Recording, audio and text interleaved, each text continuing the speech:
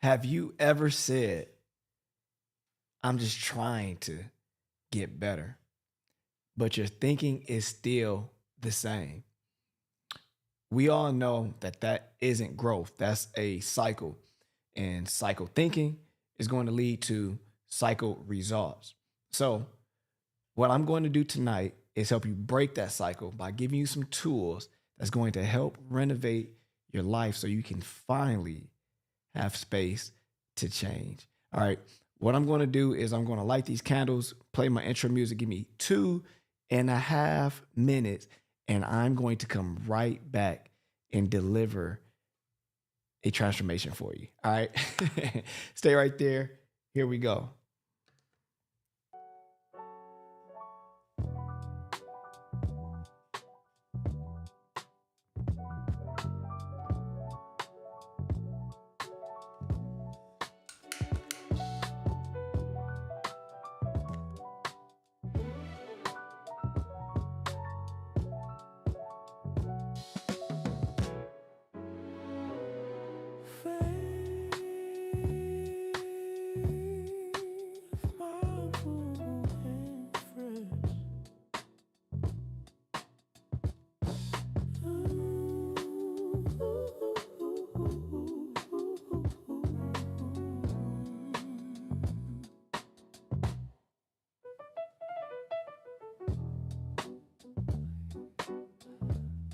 Stay faithful, my friend.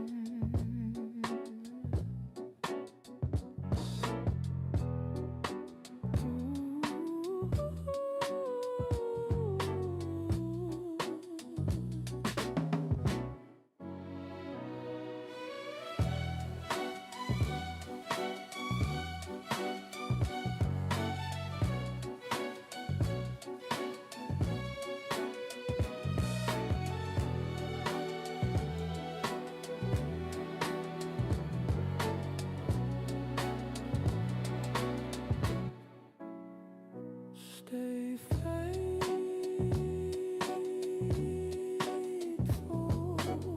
my friend.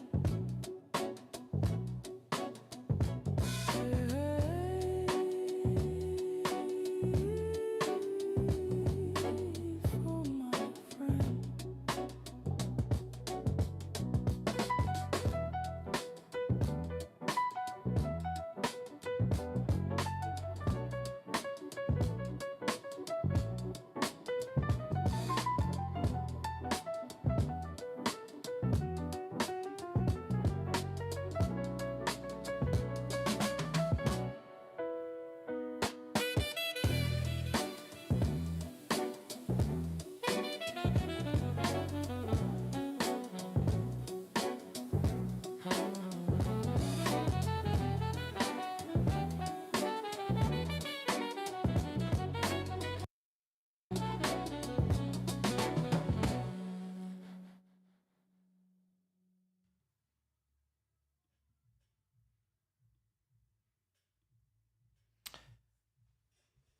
So, what's going on, everybody? Y'all know who this is. Michael T. Johnson, the second here, the faithful and fresh.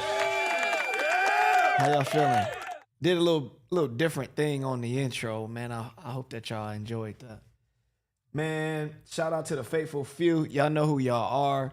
Shout out to all y'all faithfuls that have supported the movement continually, consistently, constantly, and all those other C's. I love how my lights just kind of came right back. Kind of feel a little bit like it's a little bit more moodier of a moment right now. But if you were here before, you know what my intro was about. If you haven't seen the title, if you are on live, then if you're on one of my lives and you do not see the title is An Overdue Renovation. All right. It is a overdue renovation. Just give me 1 second. Whether you're on YouTube, on Facebook, if you are on Instagram, on TikTok, make yourself be seen by dropping something in the comments. The fragrance of the day was Lafayette Street by Bond Number 9. And I had a lot of success with it today. It fit the New York style suit I have on. Some people ask me where I get my suits from. A lot of my suits come from Express, and this is a suit from Express. The other fragrance that I kind of tapped on today was Mancera's Intense Red Tobacco. It is a very moody, mature smell. This is not something that your 16, 17, or 18-year-old son, nephew, grandson, or whatever he might be to grab this to grab this cologne. So let me make sure that you know what? See, I'm glad I did that. Because I didn't go live on my Instagram. I just did that. So, all right. So, an overdue renovation. And where I wanted to start by delivering value is by first giving a foundational Bible scripture, which comes from Romans 12:2. And this scripture is saying that do not conform to this world, but rather be transformed by the renewing of your mind. All right. Not renewed by your money or your relationships or your degrees or your body or your purchases. The way that you are not going to fall and conform to the world is by transforming your body. All right. We live in a world full of transformations. And most of the time, the only transformations we care about are the ones that people see. But scripture is showing us right here that the only way that you cannot conform to the world is by renewing your mind. All right. So my first point is that most people don't renew their mind. They just repaint it. All right. They want new habits with the same thinking. They want to create new goals with the same mindsets. And they're in a new season, but they want the same. And they're in the new season with the same system. I don't have my iPad today, so usually I can just have it up. And the only reason I don't like writing my notes is because sometimes when I'm writing and I get excited, it is some scribble. Mrs. Majors, what's happening with you? See, you followed the program. You actually let me know that you was in the spot. All right. So, and usually because people don't like to renew their mind, what ends up happening is because they're trying to renew or try and transform all of these other things outside of themselves so that they can have this body transformation, or they can talk about rags to riches. The reason why but ultimately, if they do not change or transform their mind, they end up being in the same exact space. It's a new year. You know how they say new year, new me? You'd be like, nah, it's really still a new year, but it's still the same you. All right. Now, the renewing of your mind in this case is going to have to mean the renovation or the removing of mindsets. All right. Now, if you have been on social media, if you're watching ads, there's all of these hooks, there's all of these cool quotes, there's all of these, ways to be able to gather your attention. And they're maybe telling you, okay, here is what I did to, make $10,000 in 30 days by just doing this simple trick. Or they're saying, hey, this is how I changed my life by doing this thing. But most of the time they use these type of things and then they get to talking about mindset. Why? Because the mindset is the foundation to your change. All right. If you do not have your mindset built with stability, your house is due to fall. All right. And usually the funny thing about it is I worked in real estate and I still do.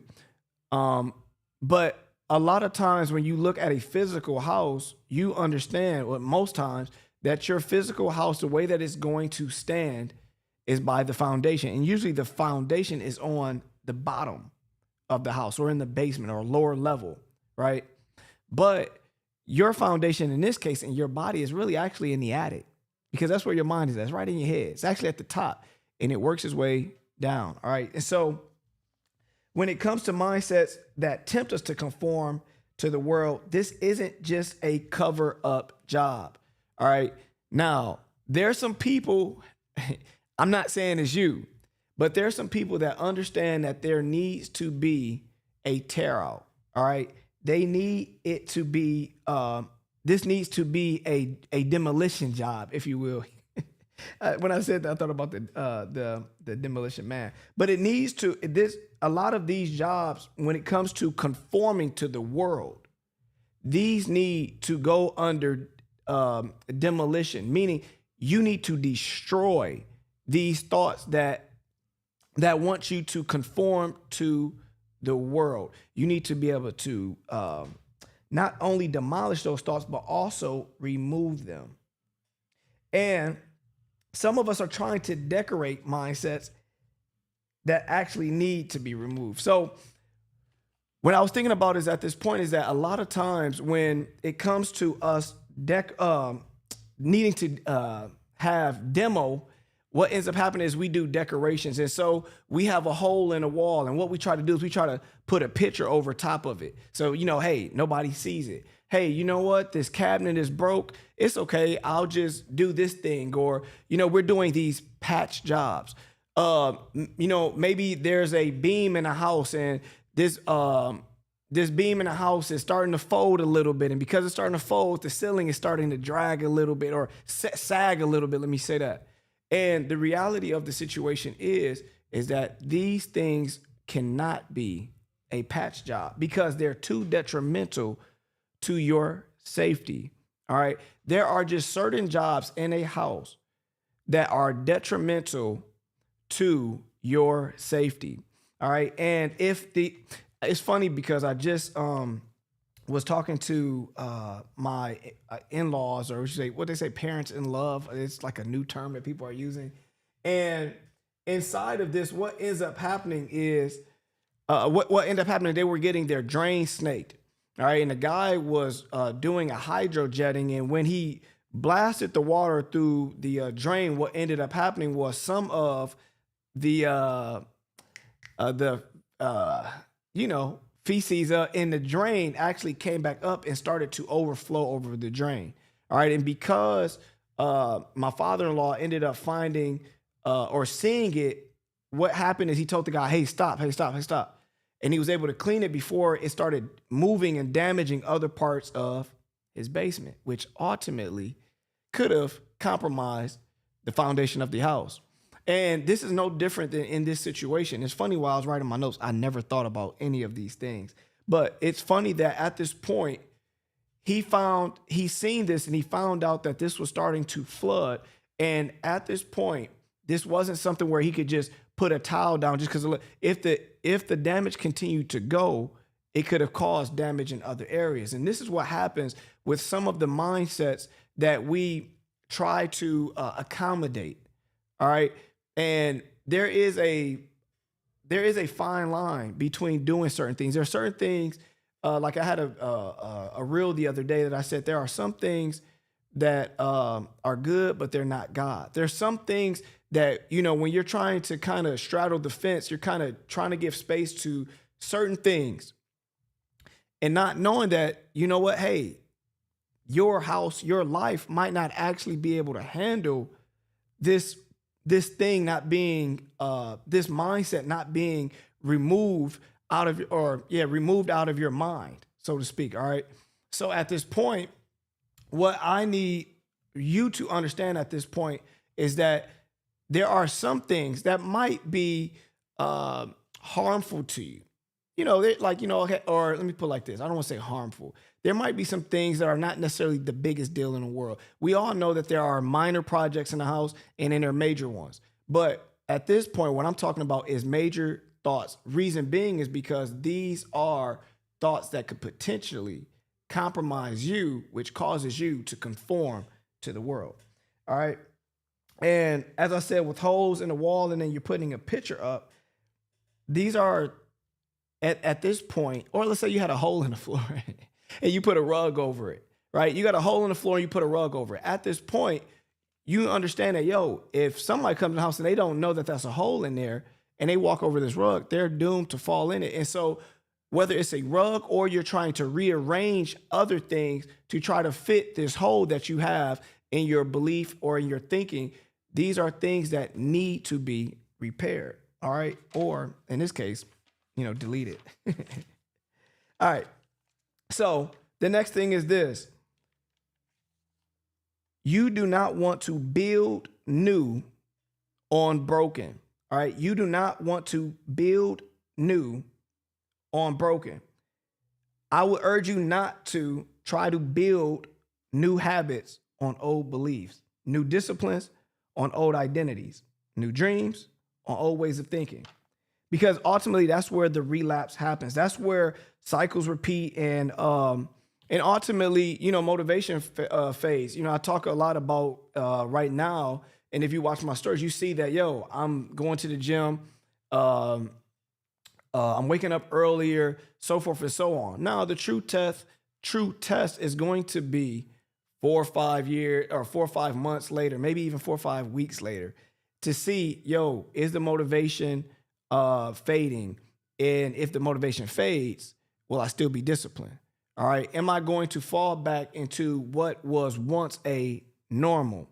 Or at this point, am I willing to say that I'm going to repair on these different things that are broken in my life and make sure that this house, my life, my body can actually be prepared for the new that I want.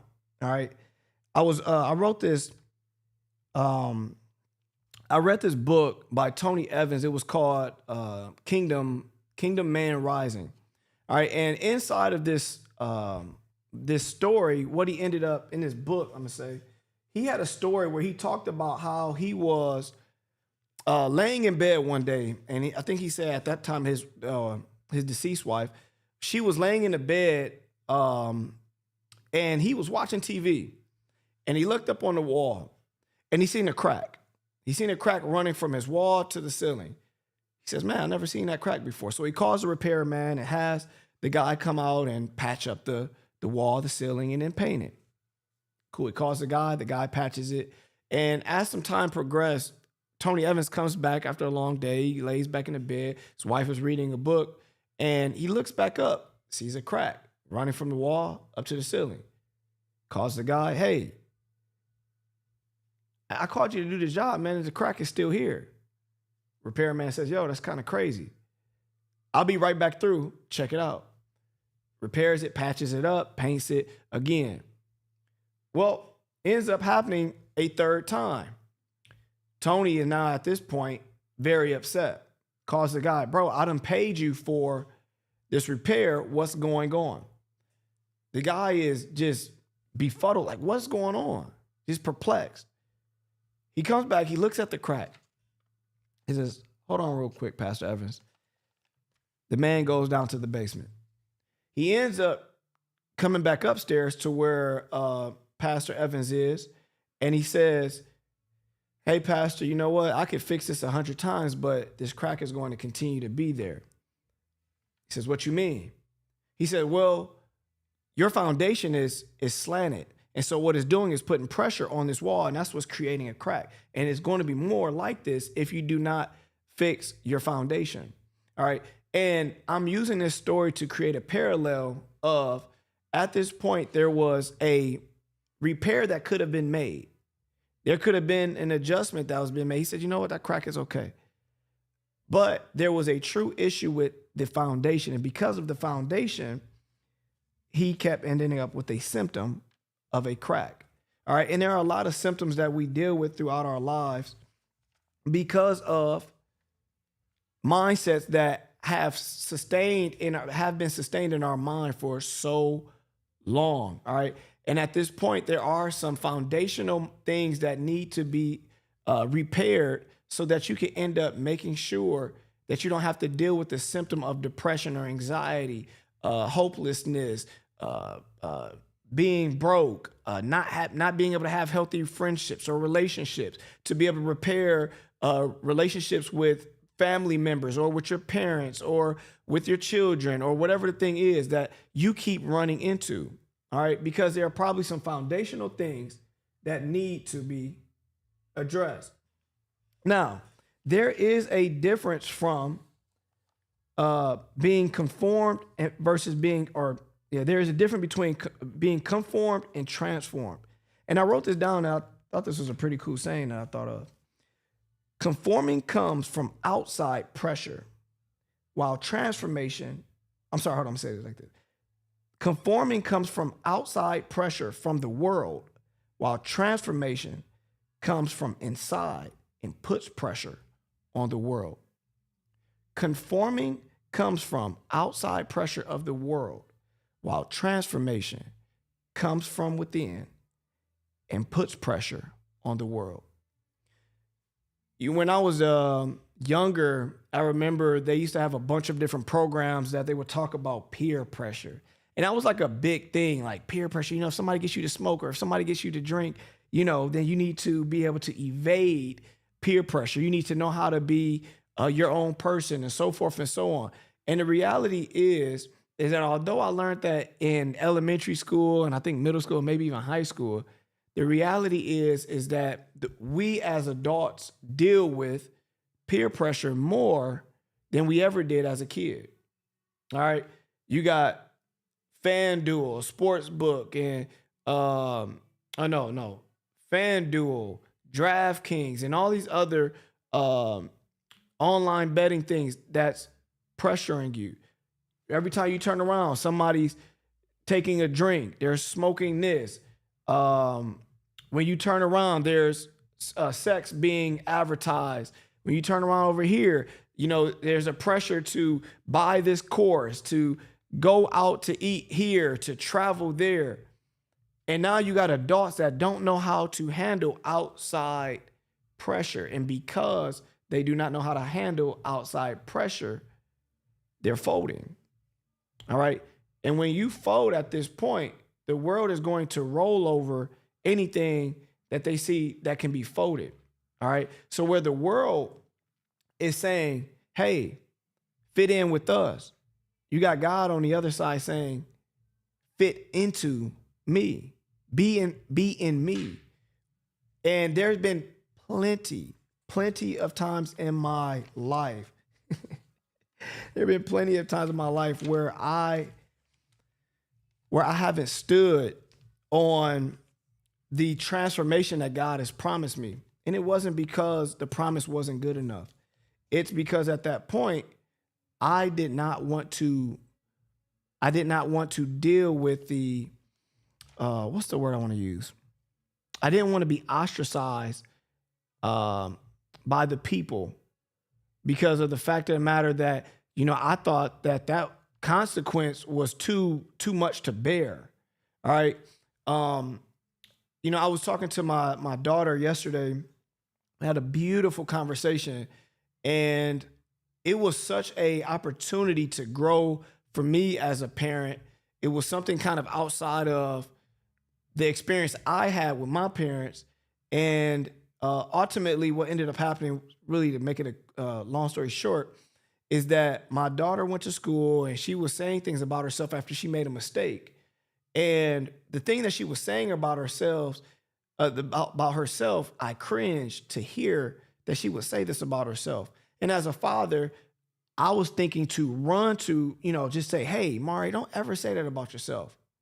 And throughout this situation, you know, we were talking and in my mind, I was trying to think, where did she get this from? Did she get this because, you know, of people, you know, did she, you know, just pick, like, I was trying to think, like, where did she get this from? Was other people calling her, because she was calling herself stupid. I'm like, did she get this from something? Did somebody else call her this?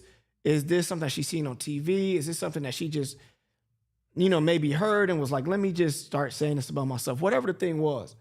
But inside of that, I had to let her know, without really letting her know that I knew she was saying that about herself. I had to, at that point, affirm her and let her know that, hey, Mari, you're beautiful and you're smart. God made you in perfection. There's nothing wrong with you. You're not less than. And I was saying all these things, and I said, hey, Mari, if there's anything that you say about yourself that God didn't say about you, that's not God. That's the devil. And I said, even if you think that you're saying something good about yourself, if that's not what God said about you, it's not true. And so as we were talking about these things at this point, it was so great to hear that she was understanding what I was saying. And I ended up telling her, Mari, do you know that life and death comes from the power of your tongue? And as we were talking, what ended up happening was, I was trying to educate her on the importance of speaking in a godly way about herself. And I said, the way that you understand how to be able to beat the pressures of being something for somebody else, and even if somebody else wants you to call yourself stupid, or they say, it's a whole bunch of stuff that girls say that they are right now. But let's just say she said, hey, I'm a baddie, right? And obviously we know that what that means. But, whatever the pressure is from her friends to be something, because she's doing this thing where she's like, yeah. And so like she's using her hands and these gestures. I said, where'd you get that from? She's like, my friend Eden. I'm like, shout out to Eden. But I'm noticing that she's picking up things and that she's being influenced. And I'm not saying that those influences are negative. What I'm saying, and I'm painting this picture of just peer pressure and influences and all these other external things, is that I wanted to make sure, again, that she understood, hey, Mari, the way that you can continue to talk like God talks is by reading his word. And you look at that scriptures, and you identify through that you learn what he thinks about you. And the more that you understand how he thinks about you, the more you can start internalizing that, receiving that, and then ultimately be able to articulate and verbalize that and speak over your life. And so this morning when we were getting it ready to, and this goes to my next point, that renewal is daily work, is that this morning, we had this conversation yesterday. This morning, I was like, Mari, man, it's going to be a great day. And she's like, yeah. And I end up saying to her, life and death is in the power of what, Mari? And she was like, in the tongue. So I was like, you got it. And so from that moment, I said, so are we going to speak like God, or are we going to speak like the devil today? She was like, we're going to speak like God. And at that point, it was refreshing because I understood that she soaked that in. All right. And at that point, I was fulfilled as a father, in part because sometimes, I wasn't, necessarily parented with that type of patience or questioning per se. It was kind of like, don't you ever say that about yourself no more. You ain't stupid, and I'm not, hey, I get it. Sometimes as parents, you get scared that your kids are going to go off that deep end, and you're just like, I'm just trying to fix it real quick. And y'all parents know what I'm talking about. But nevertheless, right on, and you ain't lying, it's supremely foundational. And why I put this is that for this point is that renewing is daily work is because a renewed mind isn't just one prayer. All right. It's not just one sermon. It is intentionally executing on being focused on the mind and grace of God. All right. This uproar has been now about Drewski. And Drewski imitated or emulated like a mega church pastor. And it's been like a big uproar. And the interesting thing is this, I have to be honest, that I could, from what my understanding and my exposure of what Drewski has done, is that he has been pretty consistent in talking about a lot of different religions, a lot of different occupations. And it was all funny until he hit the church. All right. And then he hit the church, and then people started getting an uproar, but they didn't mind. I'm not going to say they didn't mind, but when he did whiteface, when he did the African scammers, when he did Hebrew Israelites and all these different things, people, they tolerated that. All right. But then when it came to the church, people started getting in an uproar. And I hate to say this, but I got to keep it real. How many of these Christians actually read the Bible throughout the day?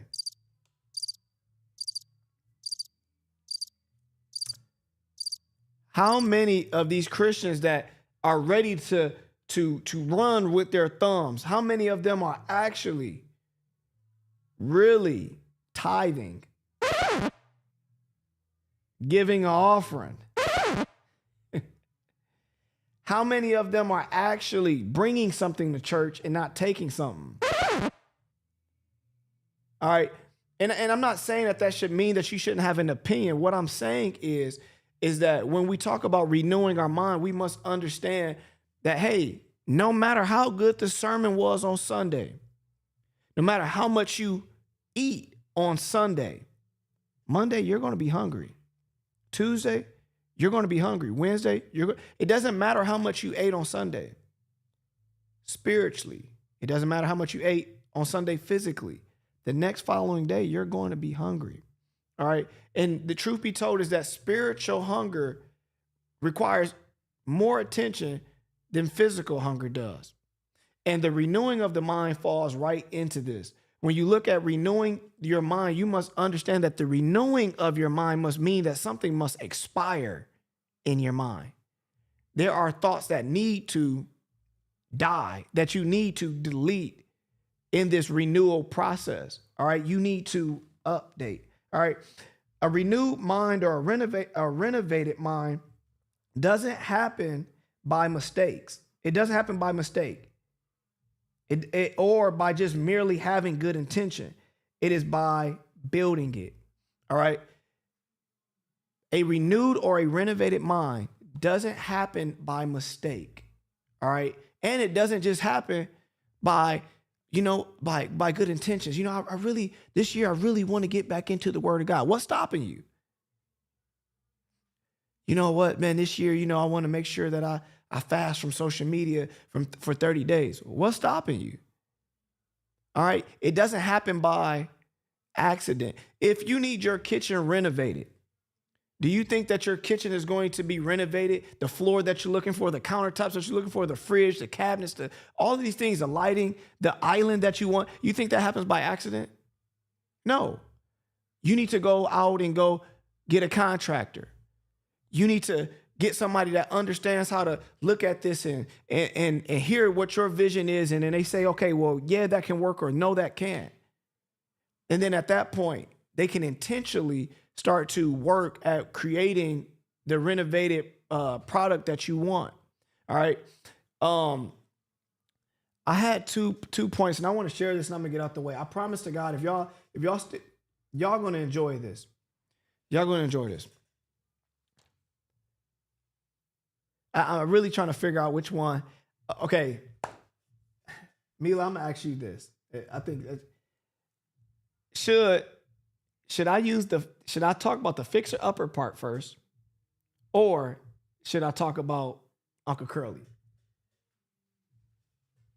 If you're in this chat, if you're watching me, should I do fixer upper first or Uncle Curly? Just whichever one you want, drop it in the comments real quick.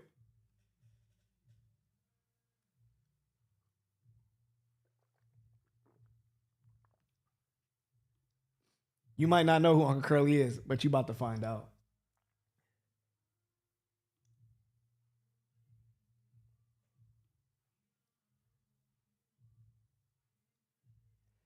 It's crazy.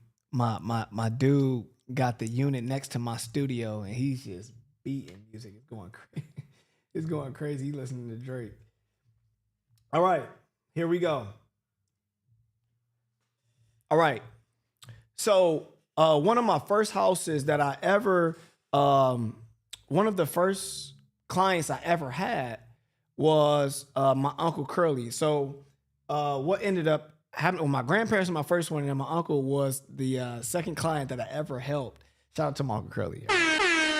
And what ended up happening is we were looking at houses, and I was searching houses, and I started taking him to houses after he told me what it was that he was looking for. And I started taking him to these different houses. He told me his price point and what he was looking for and all these different things he's telling me. So I'm like, looking at these houses, I'm like, man, you know what? I think that these houses would be great. And he looked at it and he's like, this one is all right. This one is cool.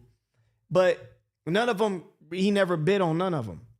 And I remember we found this one house, and I remember seeing this house, and we went and toured it. And I took him to tour it, and I personally, at the time, I was, I'm like, I'm cool. I don't think that this is the one, because I'm looking at the aesthetics and all these different type of things. I'm new in the real estate game. I was a new realtor at the time, and what ended up happening when we toured the home, and I remember when we went into this house, actually the people that lived at this house were still there, and we toured the house, and my Uncle Curly was walking through the house, and he went in the basement, and he's looking at the foundation, he's looking at the setup and the structure of the house, and he says, "This house has good bones."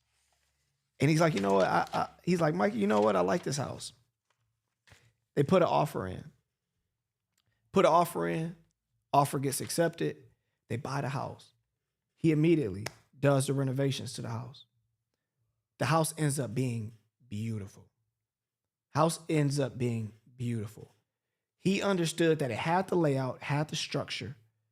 There was a couple aesthetic things that needed to be updated, renovated, some things that needed to be taken out. But in my mind, when I looked at it, even as the realtor, as a so-called professional, I was still ready to go over this house because of the fact of the matter that there were some aesthetics that I didn't have the same vision as he did. All right. And the reason why I bring this story up is because this event, the reason why I brought it up is because of this. There are going to be people in your life, in my life, that are going to look at this house and they're never going to want to ever be a part of it. They're never going to want to be a part. They're going to look at you and they say, I'd have never invested into you. I don't know what anybody could do with that. I don't know why anybody would be with you. I don't know why anybody would marry you. I don't know why anybody would go into business with you. I don't know why anybody would want to have kids with you. But God has a vision. God has a purpose for your life. And if you would trust the vision that God has, if you would trust when he's renewing your mind, if you would trust that he is the master contractor. Woo! That was fire. If you give yourself a chance to allow him to do the renovations that he wants to do in your life, I guarantee you that when you talk about curb appeal, when you talk about people being able to look at you and say, "Oh my God, I want to be a part of this person's life." Hi, Macy. I want to be a part of this person's life. I want to do business with this person. You know what? I would spend a lot of money to be around this person. Even though when you look like an abandoned house, they ain't want nothing to do with you. God is saying, hey, you know what? If you let me work on you, if you let me change the inside and the outside, but I'm gonna work from the inside out. If you let me do I guarantee you that you will enjoy your value rising. Now I swear I don't even want to swear because the Bible says don't swear, but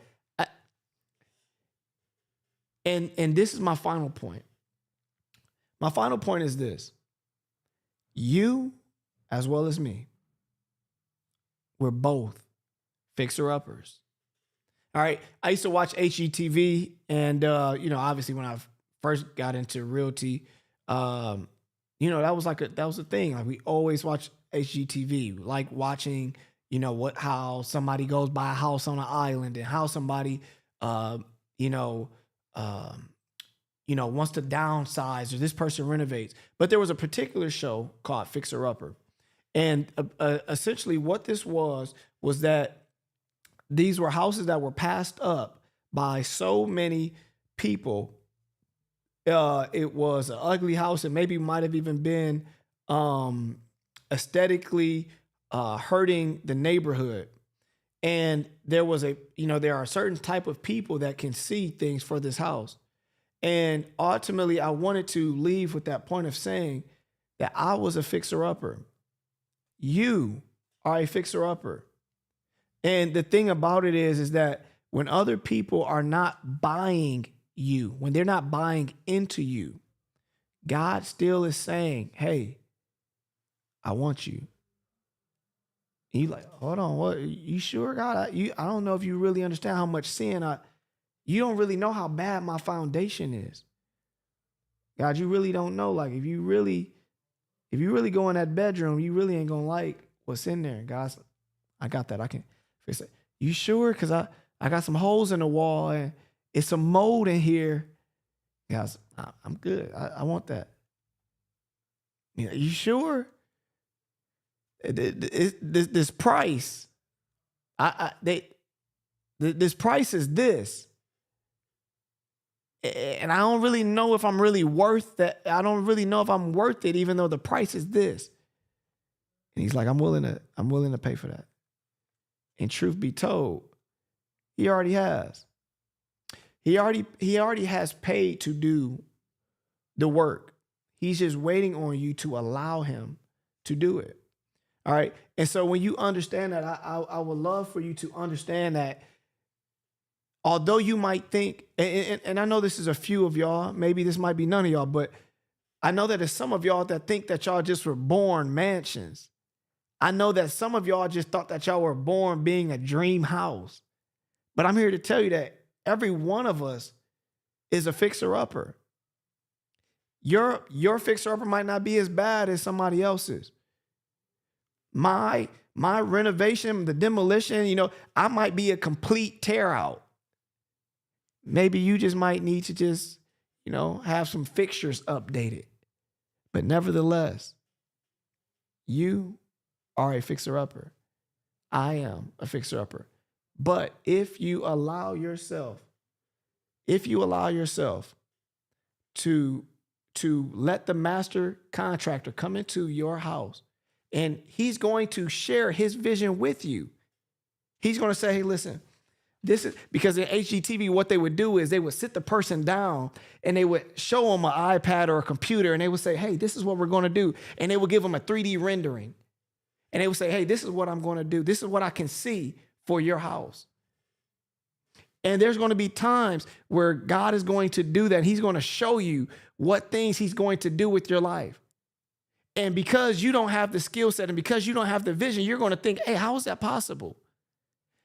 But if you watch the show, if you ever watched any of these shows and if you ever seen somebody renovating somebody else's house on HGTV, you'll know this. That contractor always adds a little something special that they didn't show that buyer, that they didn't show the person that had bought this house. And they said, hey, I know that your mom died or your dad died. I know that you always wanted an office for yourself or a studio. And I remember you saying something about that. And I wanted to add this touch. I wanted to add this family mirror. I wanted to add that. And God is going to do the same thing in your life. God is going to show you some things that he's going to do and how he's going to change and how he's going to upgrade your life, how he's going to take your value through the roof, how you're going to be the nicest house on the block.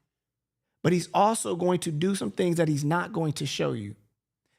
But it takes for you to trust. It is not your job to know everything. Your job is to trust everything that he's going to do for you. I leave with this question saying this. What are some old thoughts, or what is an old thought that you need to tear out? If you come up with the answer, put it in the comments. I would love to hear it. If you need anything, let me know. I would love to be a resource for you. If you love this type of value, you want more of it, or you want something more practical, I enjoy talking about the Bible, but I also enjoy talking about practical things as well. And so I enjoy most of all being able to help and serve you. So if there's something that I can do within reason, I would love to be able to do that.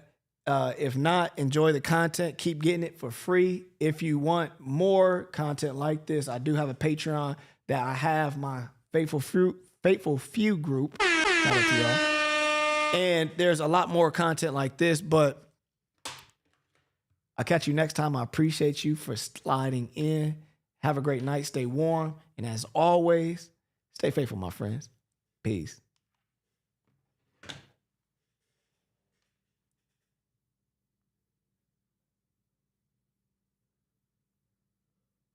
fresh.